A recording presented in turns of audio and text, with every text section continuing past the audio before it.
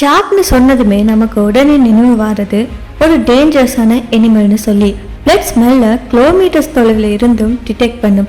பெரிய பற்களுடைய பவர்ஃபுல்லான தாடிகளுடைய ஒரு ப்ரெடேட்டர் தான் ஷார்க்னு நமக்கு தெரியும். ஆனால் எல்லா ஷார்க்குமே அப்படி இல்லை. இப்போ நான் சொல்ல போகிறது அந்த டேஞ்சரஸான ஷார்க்குக்கு முழுவதுமாக ஆப்போசிட்டாக இருக்கக்கூடிய ஒரு ஷார்க், அதுதான் பாஸ்கிங் ஷார்க். இந்த ஷார்க் கடலில் இருக்கக்கூடிய ஒரு ஜென்டல் ஜாயண்ட்னு சொல்லலாம்.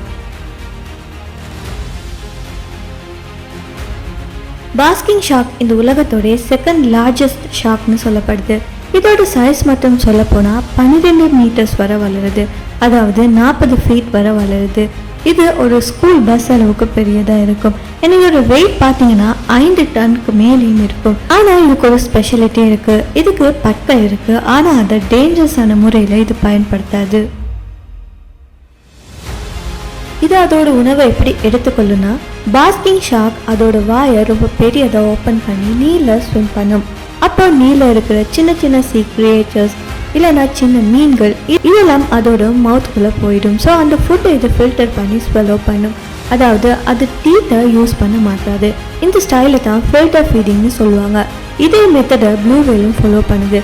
ஸோ பாஸ்கிங் ஷார்க் ஹியூமனை பைட் பண்ணாது.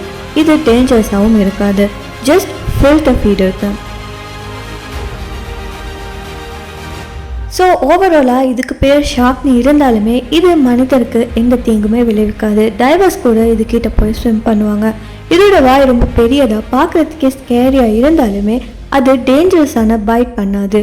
ஒரு வெக்யூம் கிளீனர் மாதிரி தான் வேலை செய்யும். நீரில் இருக்கிற சின்ன சின்ன உயிரினங்களை மட்டும் தான் இழுத்து சாப்பிடும். அப்போ இதுக்கு பாஸ்கிங் ஷார்க்னு எப்படி பேர் வந்துச்சுன்னு தெரியுமா? இந்த ஷார்க் சர்ஃபஸ்க்கு அருகில் சூரிய ஒளியில் காமாக ஃப்ளோட் பண்ணும். ஸோ சூரிய ஒளியில் பாஸ்க் பண்ணுற மாதிரி தெரியும். அதனால தான் இதுக்கு பேர் பாஸ்கிங் ஷார்க்னு சொல்லி வந்திருக்கு. இந்த ஷார்க்கோட பாடி என்ன தான் பெரியதாக இருந்தாலுமே அதோட பிரெயினோட சைஸ் பார்த்தீங்கன்னா ரொம்பவே சின்னது. அதனால இது ஸ்லோவாக ஸ்விம் பண்ணும். அதே நேரத்தில் அக்ரெசிவான பிஹேவியரும் பண்ணாது. ஆனால் இதுக்கு ஒரு மிகப்பெரிய ப்ராப்ளம் என்னென்னா over fishing. Oil, fins, shark liver ப்ராடக்ட்ஸ்க்காக நிறைய இடங்களில் இதை பிடிச்சிட்டாங்க. அதனால இப்போ இந்த இனம் அழிஞ்சிக்கிட்டு வருது. இது ஒரு கடலோட ஜென்டிலான ஜாயிண்ட்னு சொல்லலாம். நேச்சரை ப்ரொடெக்ட் பண்ணணும்னு நினைவூற்ற ஒரு உயிராக இருக்குது.